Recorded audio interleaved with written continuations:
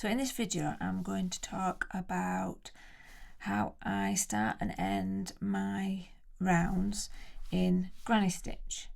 So when you're working something like a sleeve or a cowl or something like that, you want to join your ends before you start a new round, so you're not working in a spiral. Because granny stitch is kind of a grid pattern, it's a little bit more obvious that you're working in a spiral rather than joining each round, but you don't want the joins to be visible. So this video is just going to show you how I start and end my rounds over a 2-round repeat. So my joins are here, so as you can see they're pretty invisible. You can't really see where they are, but even so I would always put them at the back of the garment or whatever it is that you're making. Okay, so if you want to learn how to do granny stitch or something like that, we do have separate videos for that. I'm not going to cover that here. I'm just going to show you how I start and end my rounds. Okay, so if you've joined to any space with a slip stitch or something, say you're starting a sleeve, you've joined to the space between the clusters. Now we're going to do a double crochet into that same space. So you're going to put your hook into the space and pull the yarn up and then just work a normal double crochet. Now we're looking at the 2 legs here of the stitch, and we're going to work a stacked stitch. So instead of working into the space, we're going to work into this left hand leg of the stitch.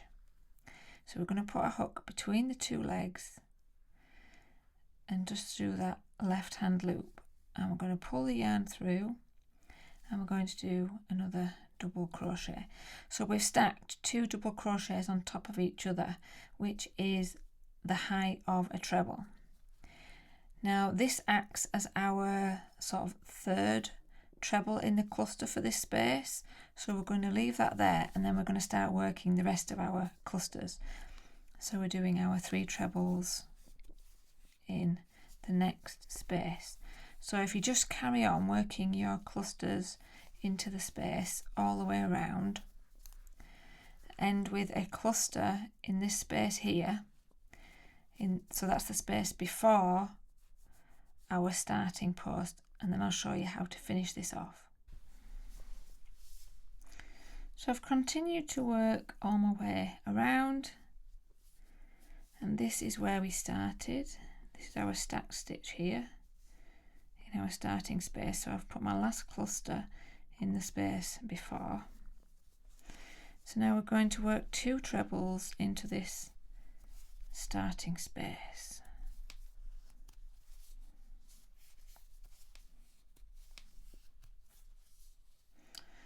Okay, now if we look at this stacked stitch, we're looking for the top of it. So this is our treble, there's the top, and this V here is the top of our stacked stitch. So we're going to insert our hook into there and just do a slip stitch just to close these stitches together. Okay, pull that through. Okay, so that's our first round done. So now we're going to work our next round. So we're going to insert a hook into the next space and do a double crochet. Now again we're going to do a stacked stitch, so we're looking at the left hand leg of the stitch and we're going to insert our hook underneath the leg of that stitch and just make a double. Okay, so that's our stacked stitch. Now because this time we've started at the right hand side of the space, we're going to continue and make 2 more trebles in this space.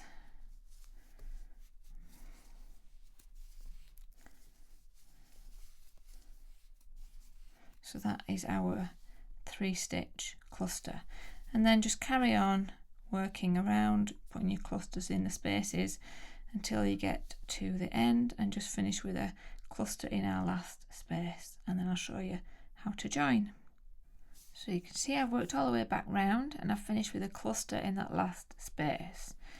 Now we're looking for the top of our stacked stitch. So the best way to do that is it's easy to see the treble. So there's my first treble, second treble. So this V here is my stacked stitch. So I'm going to slip stitch to there. So I'm putting my knit hook under both those loops,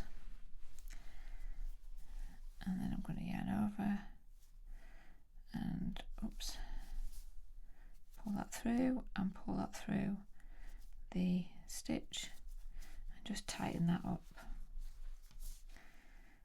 Okay, so now we're going to work into this space. Because we've joined to the first sort of treble of the cluster, we're going to work back into the space before. So we're going to insert our hook and do a double crochet, and again we're going to work into the left hand leg of that double and yarn over. So we've done 2 double crochets stacked on top of each other. So now we're back to our round before, where we started with our third treble of a cluster. So we're going to skip these for now and we're going to go into our next space. And we're just going to work clusters all the way around, just like we did and join previously. So that's our 2 round repeat. So you can see that the joins are very hard to see, so it's a really great way to crochet your granny stitch in the round and still be able to keep that consistent sort of grid effect without being able to see any chains or joins or anything like that.